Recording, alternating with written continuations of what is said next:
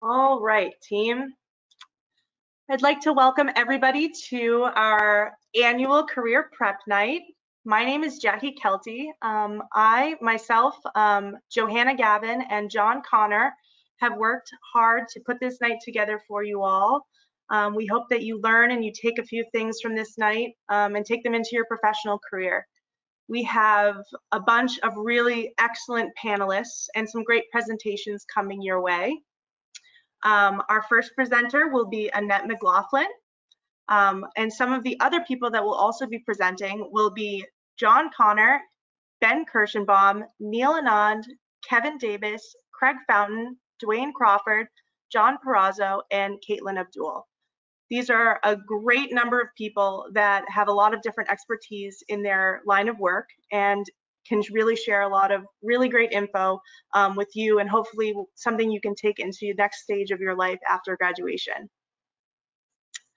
Also, just a few other things in this webinar format. We'd love for all of our attendees to ask some questions. There's a great little toolbar at the bottom of your control panel, and it's called Questions, where you can submit plenty of different types of things that we'd like to address at the end of the session. The way that this is going to go down is we are going to start off with Annette McLaughlin. She's going to give us a nice little presentation. She is from the Fordham Career Services, and she has been in this industry for quite some time. She is a rock star for Career Prep Night. After that, we will hear from our panelists. They're going to give you some great advice, tips, and things that they find helpful from their industry and their perspective. After that, we're going to hear from Caitlin Abdul. She is a representative from CareerSpring, which is a really great platform for people just like you. After that, we plan on going over just a few of the new resources we've added to our website that is going to help you basically review. This information will all be up there after today. And it's just a place where you can go and review CADI stuff and career things that we're putting together as a resource for you. And at the end, we'll open it up to questions and answering anything that you guys have submitted in the question box. And with that being said, I'd like to hand the mic over to Annette McLaughlin. Thank you so much, Jackie and John and Johanna. It's a pleasure to be here. Can everybody hear me okay?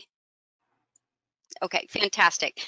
So welcome, CADI Scholars. It's great that you can all be here today. And last year we had it pre-recorded, and the past 3 years we've had it in person. So this is one of my favorite events, and I'm looking forward to being there in person next year. And the reason it's one of my favorite events is that I come from a family of golfers, and I played in high school as well on the golf team. It's such a great game to learn so many things about the skills of life. And so stepping back, I should say I am director of the Career Center at Fordham University. This is my 5th year at Fordham. And the way I got to this platform here in the organization was through someone who works at Fordham, John Buckley, who's head of admissions, who knows John and people here at the CADI Scholars. So it's really fantastic. Once again, I got here because of a connection. And that's what I always talk about. So I do a lot of speaking about the world of work. I've been in this space for over 35 years. Actually, it is 35 years. I'm a little embarrassed. My son just graduated from my alma mater this year, which is UNC Chapel Hill undergrad. And then also I got my MBA in human resources from Georgia State University. So the reason I think it's so important, and I've been in the world of work hiring people for over 30 years, managing, training, hiring, but I love to think about the future. So for all of you this past year, for all of us, this has been a year. And, I'm not going to put judgment on it. It's just been a year, and we're all here, and we've all survived, and we've all been through the battlefield along the way. One of the great things about golf is it is one of the things that you were able to do throughout the pandemic. And it's coming back. We could be outside, we could connect. So the reason I talk about that is, what does the future of work look like? And how can you take what you've learned here and the people here and what you're learning on the course as a caddy and be relevant to an employer? And it's pretty much everything you do every day as a caddy. So I start with connections. There are two things that help you get a job. Actually, three things. There are three ingredients. One is connections. So it's who you meet, what you talk about, and how they remember you. Then second is experience, and it's all of your experiences. So it's your experiences in the classroom, it's your volunteer experiences, it's your work experiences, it's all the experiences. And then the third ingredient is timing. And the timing is unpredictable, and that's out of your control. But as you are looking for internships, looking for full-time jobs, looking for opportunities, you can always connect the people and the experience. And if you're doing the work, the timing will come. It's just like the first day you showed up to be a caddy, you may have only had minimal information. And over time and practice, you learned how to be the best caddy you can be and always striving to be better. So what's happening right now in employers is we have what's called the uncoupling of work and location. So because of the pandemic and everybody going virtual, now it may not matter where you work and where you live. They don't have to be in the same space. So that's something to keep in mind. It's broadened and made more opportunities out there for everybody. Secondly is the tsunami turnover. So, in everybody's organization right now, about 40% of people are looking to make a change. So during the pandemic, everybody kind of stepped back, and many of you on this call may be thinking the same thing. Am I doing what I love to do? Am I spending the time where I need to? Is this bringing me value? Or what's more important? So we've all gone back to what's important to us as a person. And we're seeing this more holistic approach to careers and pathways and making anything possible.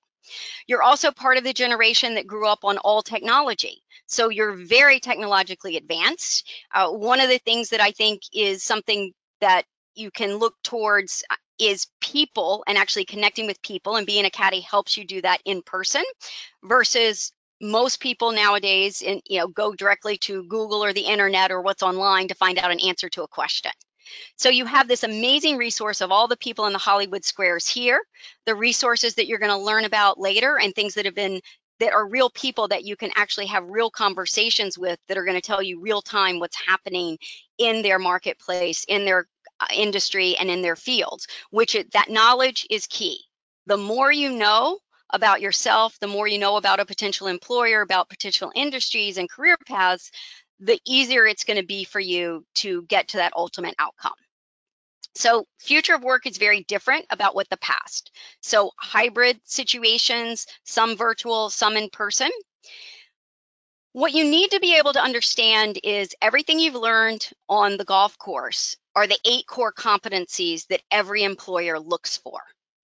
And I can send that as a follow-up, and you can add it to your resource page. But it's what you learn about manners, how you greet people, communication, how you shake their hand, eye contact. These are all the things you learn. Attention to detail. Which club do you use where? You have to have that knowledge of the game. You have to be able to stand back and observe what's happening as well. You're not always you're not playing the game when you're a caddy, but you may know more than the person who's playing the game. And so learning those skills and how to apply it is very important. Problem solving. Every single day, every time you're out on the course, you're constantly problem solving and gaining more knowledge. That's one of the other key areas that every employer is looking for. They're looking for new ideas, innovation, ways to do things, but also understanding the boundaries and where are the policies and procedures within an organization, what are the rules of the game, so that you can understand that and be able to follow the rules, but also know where there's some gray area. So these are some of the key things that are happening. For you as current students, as caddies, you want to step back and take a look at, where do you want to be in the future?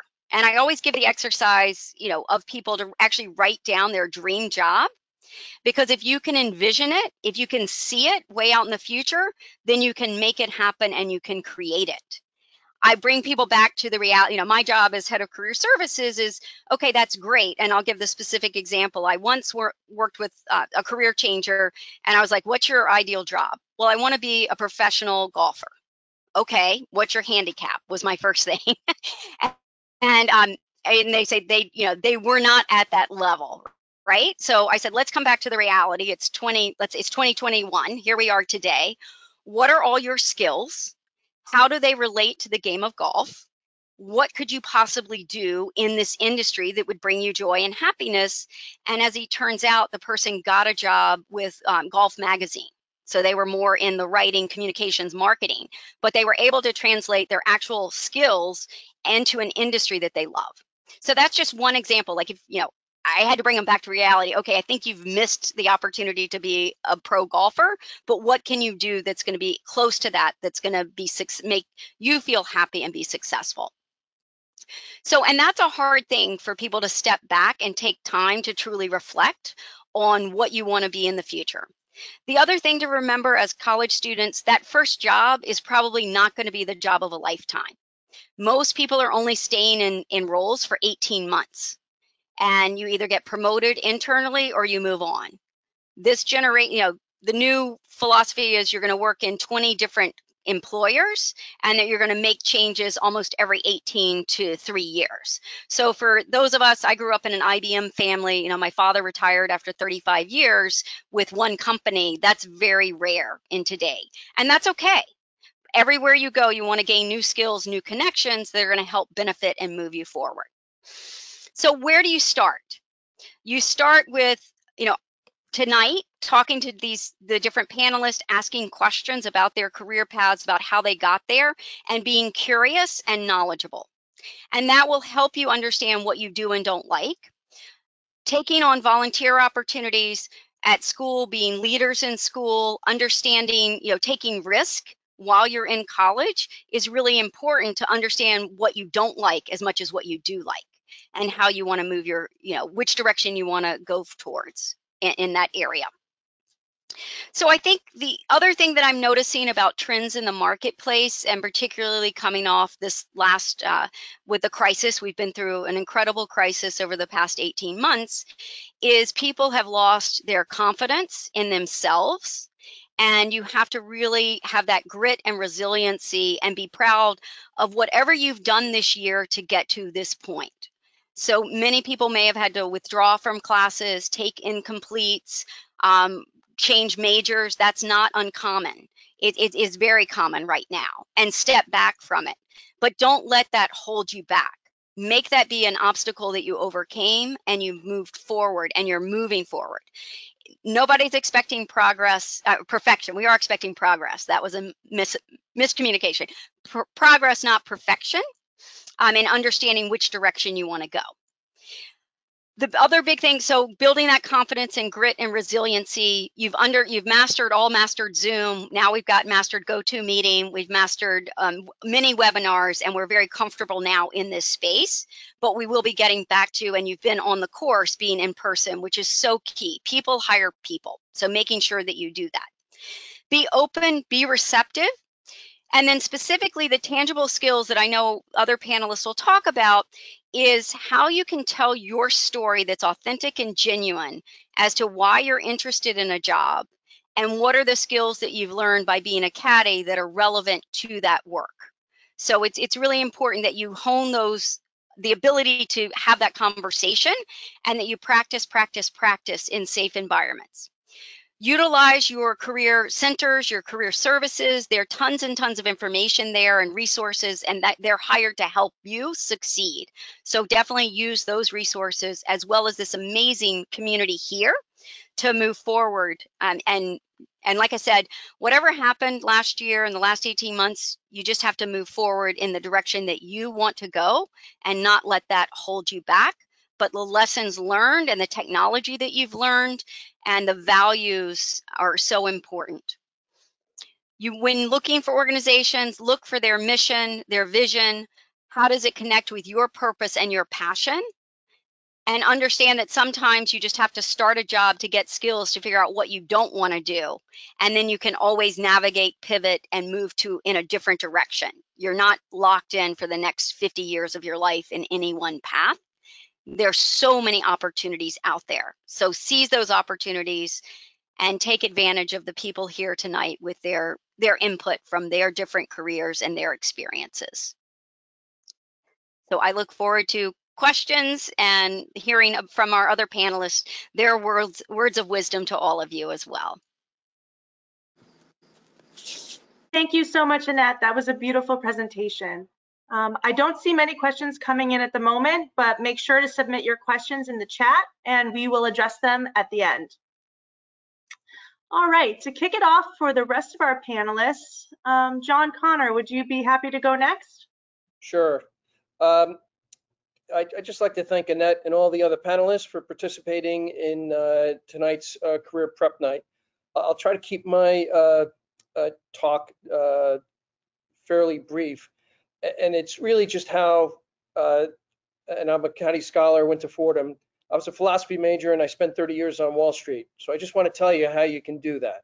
And you can extrapolate that to any sort of career path. And it really has to, after a stint in the Marine Corps, I got back to New York and it was like, well, I need a job, and Wall Street sounded like a great idea, but at the time they weren't hiring. And so someone said, look, just get a job and you can always move after a year or so. And that's what I did. I sold telephone systems. I hated it, but I still had an eye on going to Wall Street, made some connections, as Annette mentioned. And finally, after meeting 6 or 7 different people, they said, call this guy. He's hiring for a fixed income training program. So I called him up and I said, so-and-so, this is John Connor. I didn't speak with him. I left a message with his secretary. So-and-so suggested I call. Nothing. Call again, different time of day, a couple of days later, nothing. Call again 3 or 4 days after that, different time of day, nothing. I finally called him at 5:30 in the evening. His secretary wasn't screening, and I get him on the phone. And I said, Sam, this is John Connor, so-and-so. So he said, yeah, I know. You've been leaving messages. And he said, I guess I have to have you in. And I went in, sat down with them, met a bunch of other people, and I eventually got hired into the fixed income training program. And I spent 30 years, the first 10, working for this guy. And my only point is, don't take no for an answer. You just have to be diligent. And you'd be surprised at if it's something you really, truly want, you'll figure it out. You may not get it the first go round, but if you work hard at it, you will succeed. And so that's just my 2 cents into what you need to do, and that will take you whatever profession you want to be. And I'll just end with this. Peter Roth, another Caddy scholar, said something that really stuck with me a couple of years ago, and I always mention it. And he said, karma is a boomerang. And what he meant is that if you do good things to other people, good things happen to you. So just keep that in mind. You know, particularly when you're looking for a job, it can be really frustrating because you don't get it immediately. Keep your head up, stay focused, be good to people, and good things will happen to you. And I am absolute living proof of that. So with that, Jackie, I'll turn it over to the next presenter. Thank you very much, John. And I think you are all creating great karma right now for being on this call and participating. Yes, so indeed. Cheers to you, scholars. Our next presenter, let's go with Ben Kirshenbaum. Let me unmute. I'm fortunate to say I've been working all day with a construction literally outside the window at my house, so I'm obviously working from home. But they stopped working at about 5:15, so things are quieted down. But I did want to take myself off to mute, and I think you're right that we're all here to help everyone, and Annette and John, and I'm sure everybody else are going to have a lot of good tidbits. I was listening to Annette and her 3 points about connecting and experience, and it's the one thing I've told my son. He's getting older now and has been in his career now for 10 years. But I've always told him the one thing I can't teach him is experience. You have to have that, and he was not a caddy and did not work a lot during either high school or college, so he missed out on what many of you have had, which is that experience with the job. And in particular, you're interacting with people who are many years your senior, and most of the caddy scholars I've worked with have become very comfortable in talking with the members of their clubs. And most all of us, and it's not just me personally or those who are here today, really enjoy helping people. And as John said, people are willing to help you, and you should also be willing to help people. And in your aspects, help the person who you're talking to understand what you can do, what you can't do. Be honest. I like with John, be persistent. The first 1 or 2 times somebody says no, you should probably keep going. At some point, you may determine that that's no longer going to be helpful. But don't be afraid to ask. And in particular here, what you've started as caddies, and what you should continue to do with everybody you talk to, is develop a relationship. If that person does say no, they don't have an opportunity, they can't really help you, start asking, do you know of anybody else? It's very easy. I mean, I never went to Wall Street, but if somebody says, do you know anybody on Wall Street? I said, well, John Connor spent a lot of time there. And people are usually willing to go and make some effort for you, as long as they see that appreciation and enthusiasm. So don't be shy, keep going. And it was said, don't worry. I'm an attorney. I went to law school. I got a job as a lawyer right out of law school, but never felt I was going to be a lawyer my entire career. I got a job in business and spent 10 years doing business, and suddenly the company I was working with said, well, the position you're filling right now, we don't really need anymore. But you know what? We don't have a general counsel. Would you like to go back to being a lawyer? So I'll just say 20 plus years later, I'm still general counsel and still working there. So be flexible and just keep plugging away. That's all. And be prepared for rejection. At this stage, trying to get your first job, there will be, unfortunately, a lot of no's. Hopefully not a lot, but just the numbers sometimes work against you. But you just have to keep at it. I'll leave it at that and be happy to answer any questions that come my way later. Thank you, Ben. So for our next presenter, we'd like to welcome Neil Anand. What's going on? How are you? My name is Neil Anand. I'm 26 years old. I own an IT company, MSP, we call it. It's a managed service provider. We basically do end-to-end IT for clients. I caddied for 12 years at Knollwood Country Club. I was 13 or 12. I was supposed to say I was 14. But yeah, I was there. I met a bunch of members, a bunch of caddies, great guys, everybody. I got a job from a member doing IT for a while. When I was about 18, I opened up my own firm at some point during that point. I learned a lot from them. I learned a lot from all the members. I learned a lot from the caddies. Don't burn a bridge is my best advice. These guys can really teach you a lot. And because of that, I'm able to be a member at Knollwood Country Club now, from caddy to member. One of my partners is actually a member at the country club. I just brought him on. So I've owned the company for 5 years. There's like a lot I could say to you guys, but short and sweet. We'll go towards the hiring process. So off the bat, being a caddy, I would 100% bring a caddy in any day of the week. I know what you guys went through. I went through it as well, waking up early, dealing with the member that you don't like, dealing with the members you do like.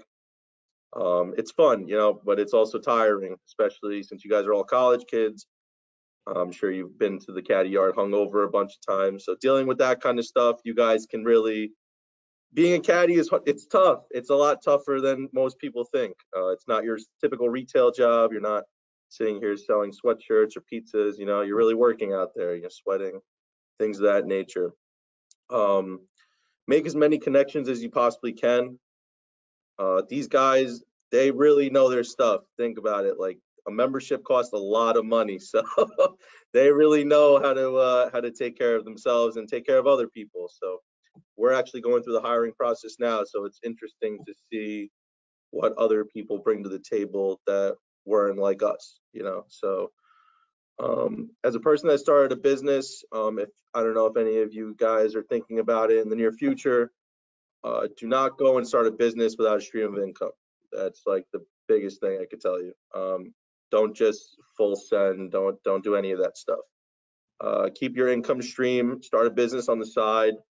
Don't let your new business slow down what you're doing at your job. Keep the same exact energy that you're doing at your job that you would do it at your real business. Besides that, I mean, it's a lot of fun. It is a lot of fun. I'm having a great time. I'm gonna tell you right now, caddying gave me everything I have now. So meeting all the members of the country club, making the connections I have. A lot of those members are actually my clients now, so which is really cool. But everything works out the way you want it to. Just keep going at it and don't stop for anything at all. It's the best move. Also, I'm going to use this as soliciting. If any of you guys are looking for a job, you know, let me know if you do IT. And don't be afraid to take Neil up on this offer. This is a great time to do so. Nah, the worst thing I could say is no, and you know, you don't even know me, so. Perfect. Thank you for that, Neil. Of course.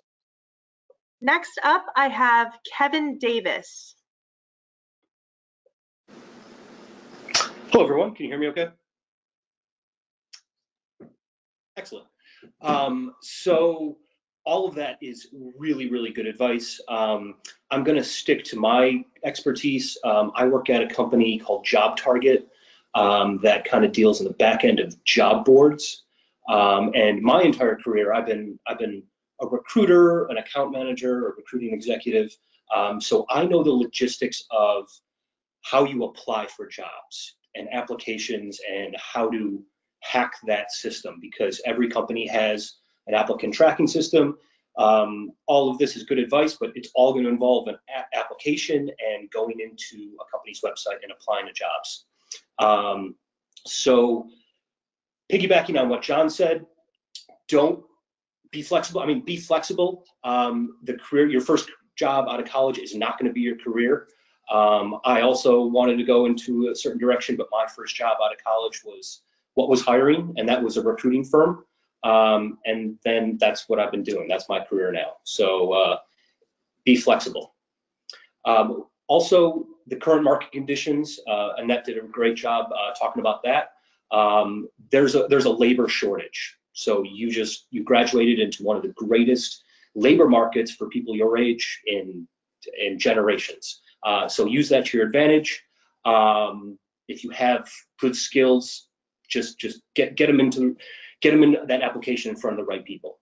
Also touching on that work from home thing, that is, it exists. A lot of my clients are going back to the office.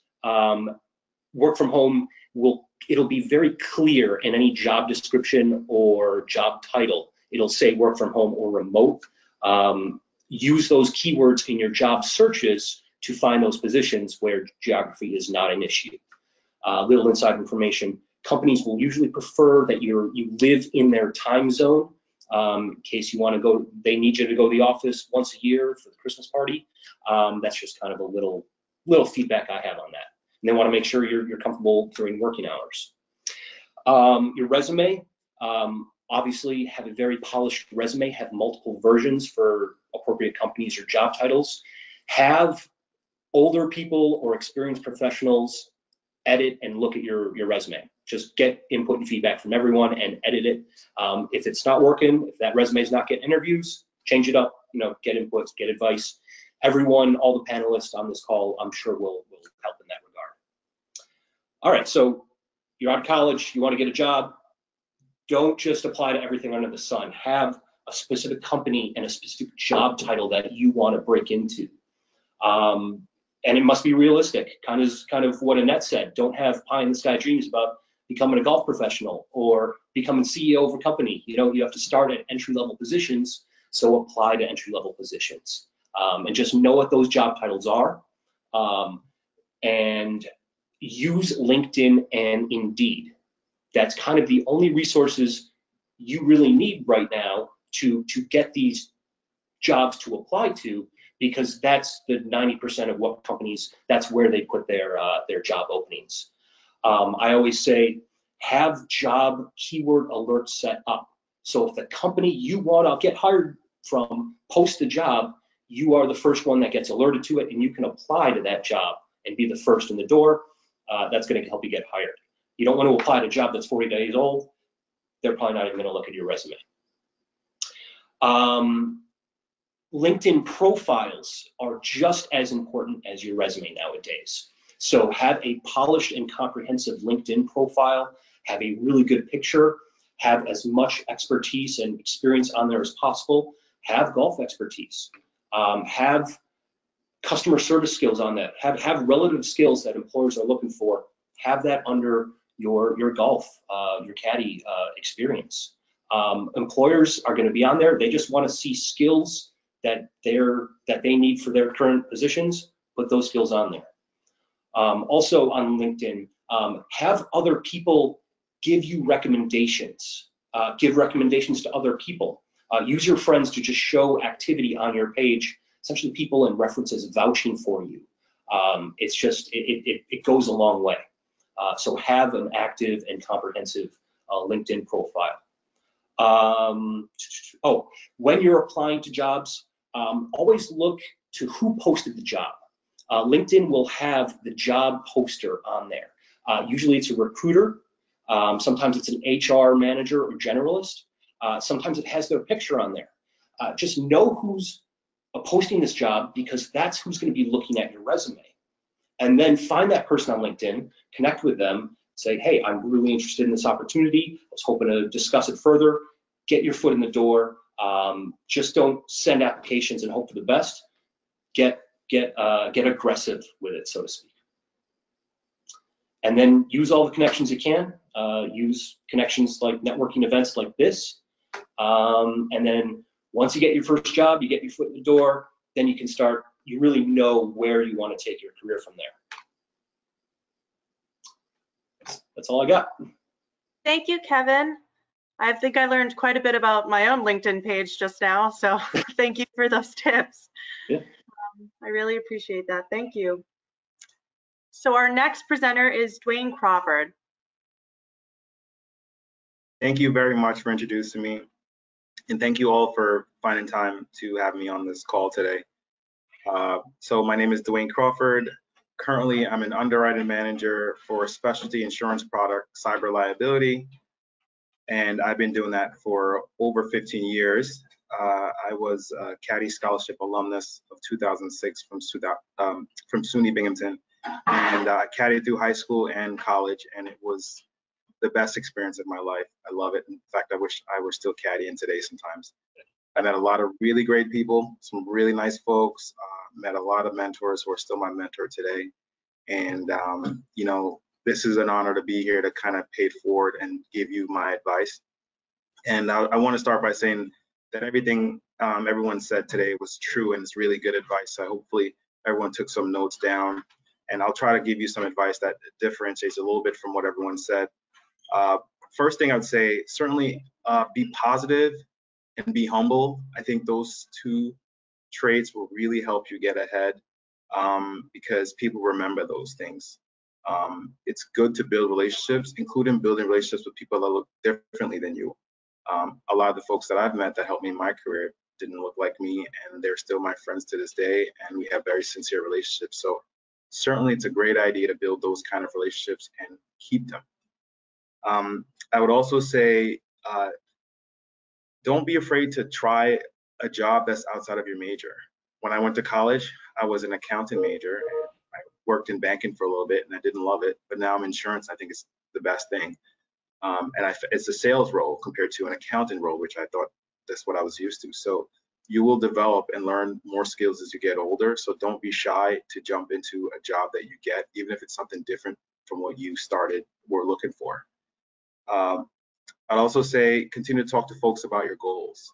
And I think you can get a job by applying online, but it's one of the key things is to just build relationships with actual people. That's how I got the jobs that I've gotten in my career, was just through people that I knew that recommended me, that knew who I was, that said, hey, I can vouch for Dwayne. I know his skills. I know this person. So it's good to build those kind of relationships, continue to be sincere. And last thing I'd say, don't worry. Like Kevin indicated, this market is certainly a market for those looking for jobs. So just build your network, continue to be positive. John also said it correct when he said life is like a boomerang. People will remember you if you're positive, and they'll remember the good things that you do. I think most people are good people. You just got to present yourself that way and do your best for people to remember who you are. I think those are keys. I think that's a key way to get a job, is people will remember who you are because of what you've showed to them, how you presented yourself to them. That was all I have, and I really appreciate this conversation. I hope I'll have more with all of you. Thank you very much, Dwayne. All right. And our next person is Craig Fountain. Hi, everyone. Thanks for taking the time. I've been involved with the Caddy Scholarship now for about 5 years. I'm a member at Sleepy Hollow. I think this is also my favorite event of the year related to the Caddy Scholarship Fund. I think it's so important kind of to be able to gain knowledge from all of the experts on the line today. So, and I think from my own perspective, I always learn something. I think this is my 3rd or 4th time participating, so it's a great resource. I think the sort of maybe the advice I would have is really just on interviewing. It was advice that I was given when I was in college and applying for my first job, which is don't sort of approach the interview like a test. Approach it as an advertisement for yourself. Take the questions that you're asked and sort of frame them in positive statements about yourself, your experience, what you can contribute to the organization. And a lot of times that's best expressed through enthusiasm and asking good questions about, what it is to work at that company, what that person does on a day-to-day basis. And I would echo, a lot of the other respondents here. Be persistent. Sometimes if you don't get a response, it's not because the person doesn't like your resume or doesn't want to help you. It's there's limited time in the day, and maybe they just didn't get to it that day, and it slipped their mind to circle back to it the next day. So be persistent. If one approach doesn't work, try a different approach. And I would say that it's great to listen to all the experts on the line today, because you'll take away something. And if I can be helpful, sort of my career has been on Wall Street as well, so I think if anyone has questions on that, I'm happy to connect offline anytime. Thank you, Craig. And John Perazzo is next. Hopefully I said that correctly. Yes, thank you for having me. So just to start off, I am an alumni from 2015. Went to DePaul University, caddied at Quaker Ridge for about 10 years. And now I'm a senior auditor at EY, one of the big 4 public companies. And just like everybody else said, take the experience that you had from caddying and apply it to interviews and your job. Biggest thing is if you're shy, I would definitely recommend caddying is that opportunity to kind of come out of your bubble, and practice your communication skills and be able to really build it up and get ready for those interview processes. Caddying really helped me do that and helped me progress in my career, and keep asking members about their experience, and if someone helps you out, definitely stay in touch. I had a member who actually helped me get into EY where I work, and that was great, and I took advantage, but he only opened up the door. I had to still execute when I got there. So they kept me around. So that's another thing. Even though someone might recommend you, you still have to do a great job, just like you would do a great job caddying. But you know, that's all I really have to say. But if anybody wants to learn more about public accounting, feel free to reach out to me, and I'm more than happy to connect you with the right people or talk more about audit, tax, or anything else. Thank you. Thank you very much, John.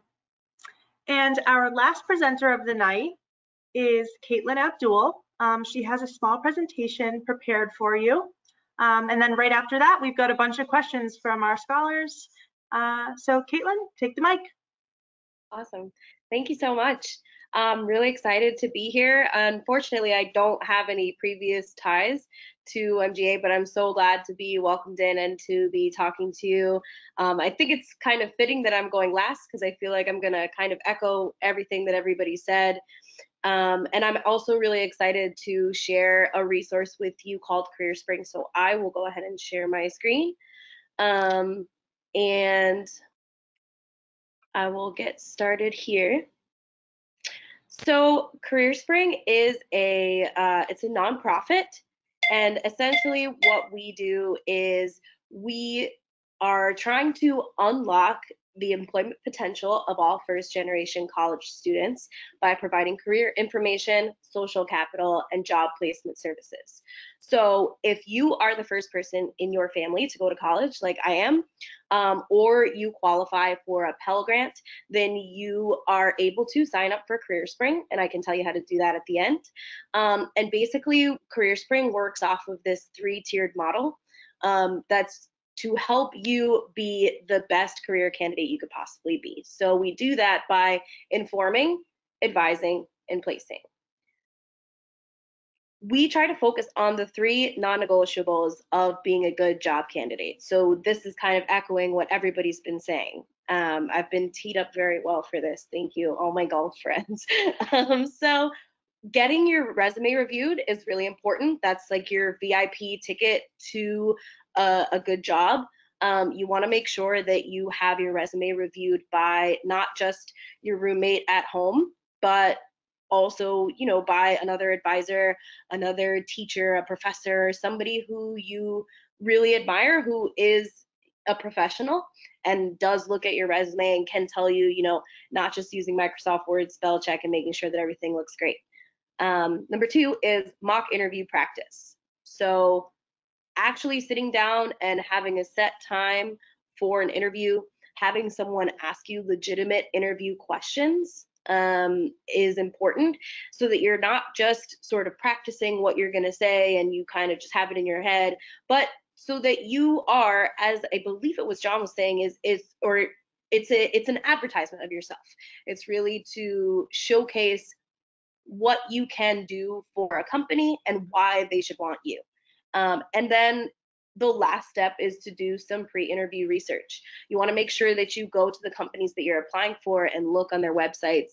And this is not just so that you stand out in the company's eyes, but also so that you make sure that this company you're applying for is a place that you want to work, that coincides with your values, some place that you would be proud to be a part of. So I'll just go one more slide, and this is just one example. As I was saying, getting your resume reviewed, it's not only having your roommate review it. It is not only using spell check on Microsoft Word. It is not only one reviewer and no questions. What it is a minimum of at least 2 reviews, one professional, ideally from the industry you're applying for, because you have to remember that different resumes are going to be different depending on the industry you're going into. If I were going into theater, my resume would look a lot different than if I were going into a property manager position. You want to make sure that you pinpoint areas for your reviewer to focus on, maybe areas that you don't feel very confident in. And then you also want to make sure that you do some final edits before you submit it. And when you do that, what you get is a resume that is visually appealing and professionally formatted. You get content that really sells your qualifications and shows why you belong in that job. and you have resume details that are sufficient, but not overwhelming and not putting every single thing that you've ever done in your whole life on your resume. So that's just kind of one in-depth look into our 3 points that we just talked about. I believe that you will be sent this PowerPoint, so you can go ahead and look through mock interview practice and pre-interview research. I won't go ahead into those, but what I will do is I can tell you how CareerSpring can help you do these things. So we do have an advisor forum in which you will create your own profile with your career goals and what you are interested in. And our AI system can match you up based off on percentage with advisors that we have on the platform. So you, as an advisee, can seek out different coaches, advisors, and you can get specific advice from them, book consultations with them, and they will have on their profiles what kinds of things they believe they can help you with. So it could be a mock interview, it could be a discussion about your major. We specifically have candidate coaches, and those people are trained to help with your resume, with mock interviews, with researching your industry. They have taken specific trainings to be able to offer that advice, so you can find those specific coaches. We also have a toolkit that has cover letter templates and resume templates and different questions for job interviews that you can probably give to someone and ask them to interview you. And then lastly, we have a job placement system. So I believe Kevin was talking about LinkedIn earlier. So we are kind of like a LinkedIn for first generation students. And we do have a lot of our employer partners and sponsors posting jobs on our site from a lot of different industries. So what we can provide for you is, if you are looking for a job on our site, we have kind of an HR person who will sit with you and screen you and talk you through your resume and how you might be able to tweak it to look better for certain jobs that you may want. So if you are interested and you are a first generation student, you can scan that bar, and when you scan that bar, you will be taken to a passcode page, and this passcode here, MGA21 exclamation point, is the Metropolitan Golf Association specific passcode. So anyone who is a first generation student and who does want to sign up for CareerSpring can go ahead and do that now. You can visit us here, and I can also put my email in the chat. If you're interested, you can contact me outside of this and we can talk about it. Also, any of the other wonderful presenters who are here, we would love to have you as advisors or to make videos for us, for a video library that we have. So, you know, networking, again, is a really, really important thing in the job process. So even this, that I am trying to help scholars, I'm also networking and meeting really wonderful people, and you all gave such really great advice, and I'm so happy to be here. Thank you so much. I really appreciate it. Thank you, Caitlin. Both Johanna and myself have gone through a couple of really in-depth demos with CareerSpring, and I will say that the options and the resources on this website are breathtaking. And also, I was also a first generation college student, and I think to myself often that if I had this type of resource, maybe my trajectory would be a lot different. However, I'm very happy to be at the MGA. However, I really think that everyone should check it out, even if you just have a few minutes just to look around and see what they offer. I think it's worthwhile. So thank you everyone for all of these great presentations. You guys were very thoughtful and very helpful, and I hope that these kids get a lot out of it. We do have a plethora of questions here. If you guys wouldn't mind, I'm gonna kind of racket them off, and if you guys have a good response, we'd love to hear it so they can have an answer to their question. All right, number one from Daniel, it says, are there certain things we should emphasize specifically on our LinkedIn profile, like the top thing?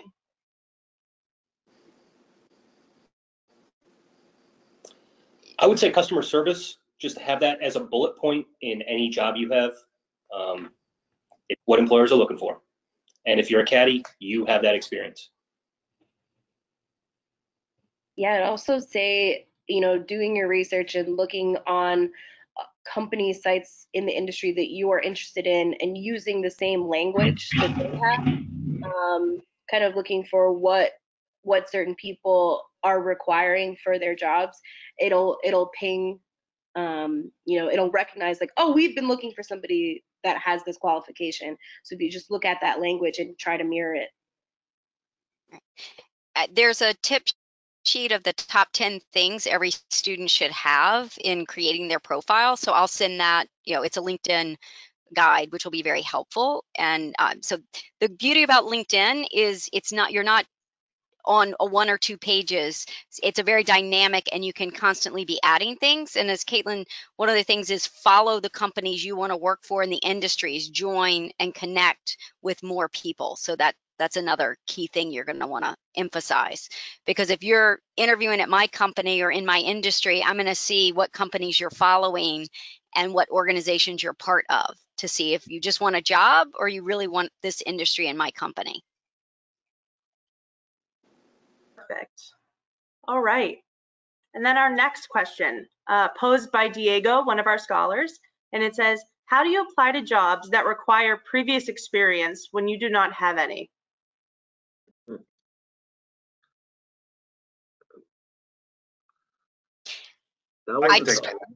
Yeah. I'm sorry, go ahead, Annette. You go ahead. I was going to say, start with that positive attitude. You all have experience because you're all here tonight. You're all caddies. So that's that. Start with the positive. Everything you've done is experience, and it's all how you tell your story and how you connect the dots to the employer. So I think that's that confidence that I was talking about earlier. A lot of times students don't think they have any experience, and then I sit down with them and I learn that they're leaders in clubs, they're caddies, they've worked since they're 10 years old. So it's all how you, how the marketing information, it's all how you present it. So that I would start from a position of strength, not a position of deficit, and then go from there. I mean, I was going to add that you all have customer service experience. That's what caddies are. And as was just said, almost every job today, unless you're sitting in an office, computing 100% of the time, involves dealing with customers. Yeah, I was going to say, I had a kid here today that was, I had an interview, and he didn't know anything about IT, but he had customer service experience. He worked a couple different jobs. He was able to talk to people, and that was kind of a thing I was looking for as well. I could always teach somebody how to use a computer. So it's not really, we're not looking for somebody that's in the industry all the time. We're looking for those different niches that you have that nobody else does. Yeah, you can teach someone certain skills, but it's really hard to teach someone how to be personable or how to be, how to have customer service skills. And you guys have been practicing that for a very long time. You guys all said sometimes, yeah, job requirements. I'm sorry, Kevin, go ahead. Right. Oh, no, you're first. Oh, I was just going to say that you all said what I was going to say, and you're right that the employers know that you're just graduating college. They already have that perspective, and if you approach them with good communication skills, good manners, and that you're a person, I think that's what a lot of corporations are looking for nowadays. They have all the technology, they have all the skills. We're at another level versus the past, so all they need is just good people and just express that you're willing to learn. I think that they like that. And it's okay to be honest, but don't be shy to speak up your customer service skills. And like Annette said, be confident and just be prepared. And they know that they already know what they're walking into, that you're out of college, and that most of the things I've learned, almost everything I've learned was on the job. So they know that. So just have that in mind when you go for it. Everything I learned was on the job. I was just going to say also, sometimes you can do it through volunteer experience, right? So find something that's adjacent to the industry that you're looking to enter or the job that you're looking to enter, and see if you can volunteer your time in something that's very close to that. Or, to the extent you're interviewing for a job and they say you don't have the right experience, ask them for suggestions, because that might turn into a lead for, they hire from a particular company or a particular industry, and they may give you some good ideas on kind of other areas where you can, follow down the rabbit hole to see if there's another opportunity. So, I would say, but I would definitely echo you do have experience, and, try to find, even if you find little pieces of your job, that sort of are applicable to whatever experience they're looking for. Because, there's also, as a caddy, there's problem solving, there's, you're learning, you might, you could talk about how you're a quick learner because, by the time first time you caddy for someone, by the 6th hole, you know how far they hit their 8-iron. So, there's always kind of ways that you can find from your own experience that are applicable, I think, to most jobs. Wonderful. Yeah, on a job description, the requirements are not set in stone. They're more of like a wish list for the employer. So if it says something like they need 1 or 2, 3 years of experience and something you don't have, that's close enough. You should apply for that job. But if the job description says you need a CFA license and all these certifications, or a CPA license, and you don't have that, leave that job alone. All right. Our next question is posed by Alonzo. Hold on, let me get back to it. It's making me scroll here. How would you recommend approaching someone such as a member in order to ask them for professional advice or a career opportunity? Oh, dude, just ask them. Just ask them. There's no what's the worst answer you can get? Like, you guys have heard everything in the world on the golf course. Like, what's realistically the worst answer you can get? But don't ask them right before they have to make the putt on the 18th hole to win their match.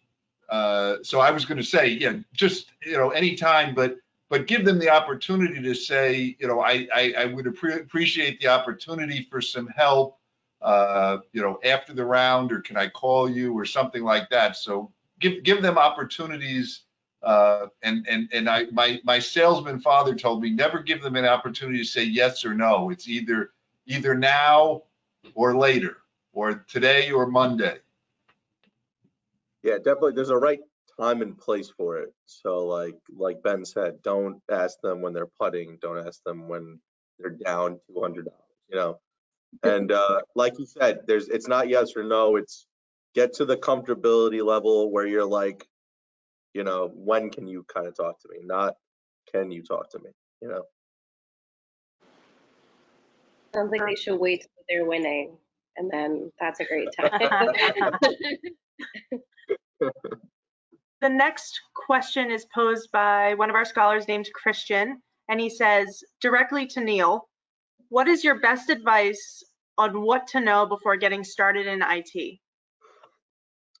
Oh man, so dude, you guys got to know, all right, so I'm only going to talk to people that know anything about a computer. Like, you have to actually, if you're going to go into an interview, and this actually goes for any interview, know what you're really talking about, right? Like, don't ever lie to somebody, because we could read through all of it. Like, we've done this all. So in the IT specific industry, I would love to see somebody that actually knows how to use a computer. I'm not asking you to write things in the command prompt, things of that nature. Just know how to get around a computer, get around dealing with people. You guys all deal with people at the end of the day. So for a caddy perspective, you already are way ahead of the curve. Now, if you know how to use a computer, you won. You just it's set in stone at that point. But yeah, it comes down to really just, do you know what you're doing out here? I had to deal with people that have never touched a computer before. We have interns all the time.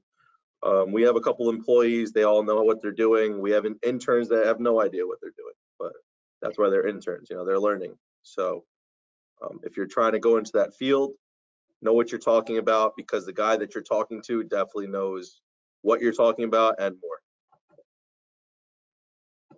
Thank you. So we have a couple more questions. This next one is for Annette. It says, for the scholars who are interviewing for jobs or internships virtually, how can they impress their interviewer via Zoom? in an in-person connection is lost these days. But do you have any tips or tricks on how to ace a virtual interview? So the best idea is to practice. So today, and I think Caitlin talked earlier about mock interviews. So you can have someone do a mock virtual interview with you, so that you get comfortable with looking, like right now I'm looking at the camera versus looking down and writing. So there are a lot of tips, but number one, you got to practice. If your career center or career services may have a tool called Big Interview or other tools. That's one that we have. Earlier we talked about AI, artificial intelligence. Most career centers have a virtual platform. The one we use at Fordham is Big Interview. So you can tape record your interview. It has pre-recorded questions. EY, all of our big four use a lot of these types of platforms as first lines of screening candidates. So it's that you're going to be a little bit uncomfortable, but you have to practice. That's the best way to overcome it, so that the first time you're having a real interview is not the first time you've been on the screen. Most of you have probably been online with your professor, so how do you answer those questions? And so big tips: be prepared, be knowledgeable, know who you're talking to, but practice. You have to be able to articulate your value and what's relevant by being authentic and genuine. Earlier, what we just said, like, people are going to know whether you're honest. And as an entry-level candidate, we want you to be open, humble, honest, personable, and then we can teach you the rest. You can learn anything except that customer service. The customer service and the people skills, if you don't have them, they're the hardest to learn. So I think it's practice. I can send some extra tips as well as guidelines, looking at the camera. If you're going to sometimes you need to have a picture of the person. If they're not turning on the camera, always turn on your camera, unless you're in a very compromised situation. So I have been in situations where candidates will say, I'm in an unconventional location, which could be a bathroom or a car. So I'm going to turn, but don't tell them that. Just say I'm in an unconventional location, but for the quiet, unfortunately, I won't be able to turn on my screen. Hopefully you can prepare, but as much as you prepare, there's going to be construction outside. There's going to be the fire engine going by. There's going to be something happening, the dog's barking. So you do your best. If you have access to a career services center, they will offer interview rooms. So it's knowing what's the background behind you. We've also had situations where roommates were walking back and forth with towels, so be careful about that.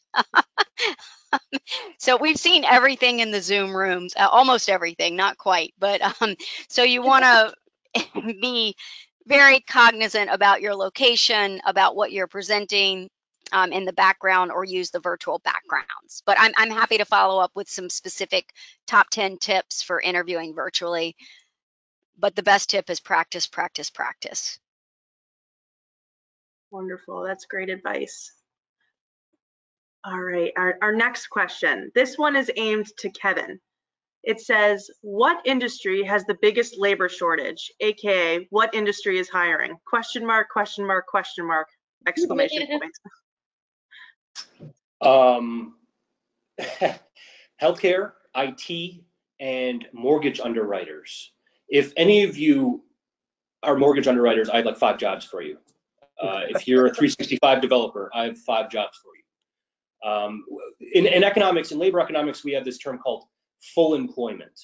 And it's where everyone who's looking for a job has a job. And essentially it's zero unemployment, or close to zero unemployment. And mortgage jobs are there right now. These are usually higher skilled roles that need training. And that's what I do. Is I'm kind of a headhunter. My company is that fills these roles. So there's several of them. I would love to know if any of the scholars have certain industries that they want to get into. I can connect them with the right headhunters or recruiters. But chances are the skills you have right out of school is not in full employment job titles, if that makes sense. That Leave the sounds great, Kevin. And 365 also, I will also send a follow-up email to our scholars, and if they would like us to, maybe look into this on their behalf or see what industries they're looking to go into, we'd be happy to collect that information, and I can always share it to you at your convenience if that would work for you. Absolutely, yeah, I'm here to help. Perfect. And our last question of the night says, this is a good one. It is gained pretty much to Annette and Kevin, but anyone can respond to this. We would love a good response. It says, what is the social media etiquette these days? While applying for jobs, should we take down our social media accounts like Twitter, Facebook, and Instagram? I think they left off TikTok. But what is your advice? Kevin, do you want to take this first, or you want me to give you the student overview? You first, you first. So social media is very much of a tool and a skill that your generation is very adept to, and it's very much needed in the marketplace. So showcasing that as a skill is key and important, particularly if you're marketing or you're going into specific industries. On the flip side, you do need to know that you are in the marketplace, and anything and everything you put out there will be seen by a potential employer. Depending on the industry, you may need to be, depending on what you've put out there and how you've put it out there, there are companies that actually clean up people's social media campaigns. If you're going into the legal field, financial services, investment banking, accounting, you want to make sure that there's nothing that would preclude you from the background check. So be cognizant, you can have as many privacy settings as you want, but at the end of the day, if a company has enough money and they do very deep, depending on what job you're going into in compliance, they can find out anything that's out there. So the thing is, right now, moving forward, make sure that we still want you to be authentic and genuine, and there's so many great causes out there that people are so passionate and that are very important. So it may guide you towards a specific industry, but anything that's profanity related, gun related, drugs, sex, and alcohol, you kind of want to make sure that that's cleaned up and not on there, because anything that might be considered offensive to a potential employer, it talks about your character and judgment, and that's what's going to come. It's not what you put out there, it's the fact that you put it out there and how you put it out there that is a judgment call that an employer may shy away from hiring you. So I've definitely been in situations where employers have pulled. I come from the recruiting background as well as Kevin, so I spent over 25 years in the recruiting industry, and I had offers pulled because of something that someone posted that was, one was a person holding a gun with a Jack Daniels bottle in the other hand, and so it was a front desk, it was a receptionist, it was an entry-level position, but that was on there, that was a post on their social media, and so they rescinded the offer because the company just didn't want to take a risk.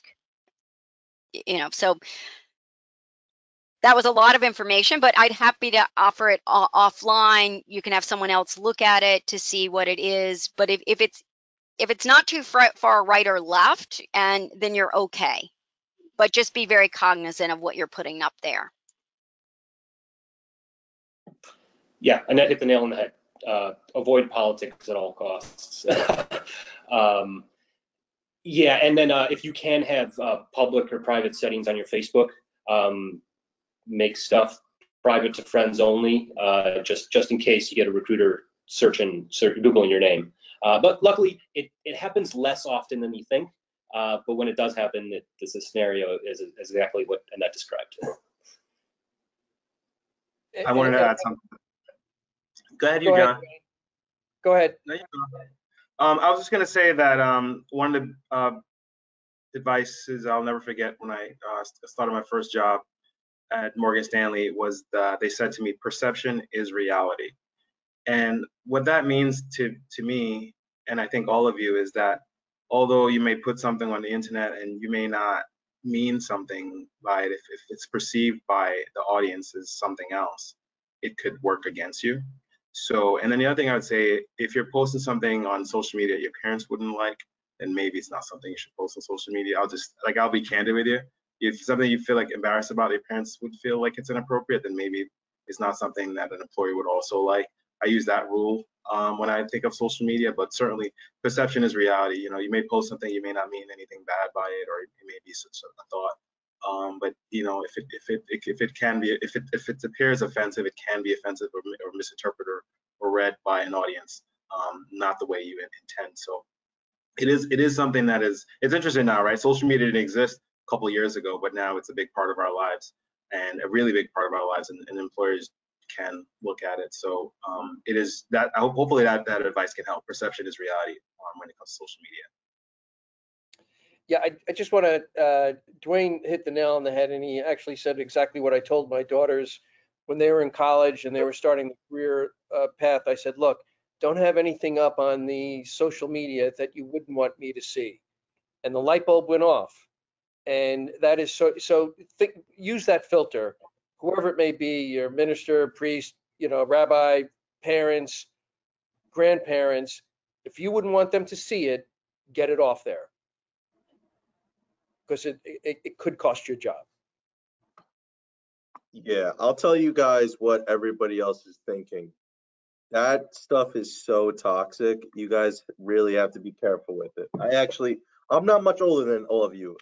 I deleted all of my stuff. I got rid of Snapchat, Instagram. I turned it into my company Instagram, and I don't even use Facebook anymore. That stuff is very, very, very dangerous. Dwayne hit the nail on the head. Annette hit the nail on the head. You guys have to be very, very careful. We screen every employee that onboards for our clients. We screen all their social media, and we'll tell the employee, we'll tell the client what we find. We actually found something 2 months ago that got somebody fired. So you guys just got to be very, very careful. Don't post anything your mother doesn't want to see, or just get rid of it. You know, there's nothing good on it. I mean, you guys are probably the same as everybody else. And myself, when I was on it, you open your phone, you religiously just go to Snapchat, Instagram, I guess TikTok now too. It's not good. If you guys find yourself just going to those apps, like when you meant to go text somebody or something, like it's not the move. Not good. It's not a good thing. Maybe instead of using your Instagram, you can practice your interview skills. Well, everybody, that concludes our question portion. I do have one very exciting announcement. Is this year we did a giveaway of, basically it's a really awesome backpack, and it's labeled with the Caddy Scholarship Fund logos. It's really cool. I already checked it out. It's sitting on my desk at work. And as promised on the invite, we would be selecting one person that would receive the giveaway. And I put all of your names that are attending, as far as our attendees, into a name generator. And we have a winner. And the person who won the backpack today is, drum roll please, it is Christian Esposito. So I will be following up with you after today's event, potentially tomorrow morning, to grab your shipping address so that we can send you your new backpack. Just overall, we are so happy that so many of you signed up for this year's Career Prep Night. We feel as though this is such a great opportunity for you guys to not only network and ask questions, but to meet some really great people in a lot of different industries, such as our panelists that you guys got to witness today. I'd also like to give a kudos to the questions that were asked today. I felt like they were really great, and no matter how long we are in the professional world, I feel like every time I do something like this, I learn something new.